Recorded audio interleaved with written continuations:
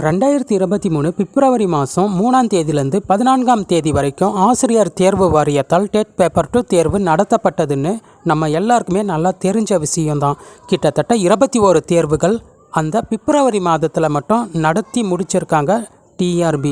அந்த 21 தேர்வுகளில் கேட்கப்பட்ட உளவியல் வினாக்கள் அனைத்திற்கும் நான் விடையோட பிடிஎஃப் ரெடி பண்ணியிருக்கேன். கடைசி நேர ரிவிஷனுக்கு இந்த பிடிஎஃப்பை மிஸ் பண்ணிடாதீங்க. இதிலிருந்து ஒரே ஒரு மார்க் வந்தால் கூட அது நமக்கு ரொம்ப யூஸ்ஃபுல்லாக தான் இருக்கும்.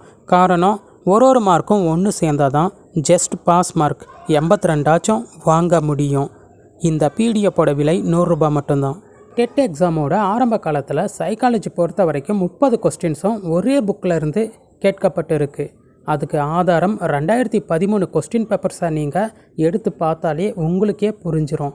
ஒரே புக்கில் இருந்து 30 கொஸ்டின்ஸும் கேட்டிருக்காங்க. அதனால தான் என்னமோ அந்த 2013 நிறைய பேர் பாஸ் பண்ணிட்டாங்க. ஆனால் இப்போ எல்லாமே தலைகீழாக மாறிடுச்சு. சைக்காலஜி பொறுத்த வரைக்கும் எங்கேருந்து எப்படி கொஸ்டின்ஸ் கேட்பாங்கன்னே யாருனாலையும் சொல்லவே முடியாது. இந்த புக்கில் இருந்து தான் கொஸ்டின்ஸ் வருதுன்னு உறுதியாக சொல்லவே முடியாது. அதுக்கு ஆதாரம் லாஸ்ட்டாக நடந்து முடிஞ்ச டெட் எக்ஸாமே நாம் எடுத்துக்கலாம். வேறு எப்படி தான் படிக்கிறதுன்னு நீங்கள் கேட்டால் நான் சொல்கிற ஒரே ஒரு பதில், உங்கள் கிட்ட என்ன புக் இருக்கோ அதை ஒரு முறை நல்லா படிச்சுக்கோங்க. ஒரு முறைக்கு பல முறை நல்லா புரிஞ்சு படிச்சுக்கோங்க.